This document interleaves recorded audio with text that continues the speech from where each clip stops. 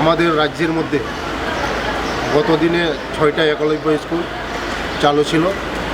এখন 1 মাসের ভিতরে আরও 6টা স্কুল একলব্য স্কুল চালু হবে। তার জন্য আমি ভারত সরকারের আমাদের ট্রাইবাল ওয়েলফেয়ার সচিবের সঙ্গে আমি দেখা করেছি, গ্রিন সিগন্যাল নিয়েছি। 1 মাসের মধ্যে এটা চালু হয়ে যাবে এবং আমাদের জনজাতিদের জন্য খুবই সুখবর। এটা দীর্ঘদিন ধরে 35 বছর বামফ্রন্ট সরকার জনজাতিদের শিক্ষার জন্য কোনো কিছু চাই নাই।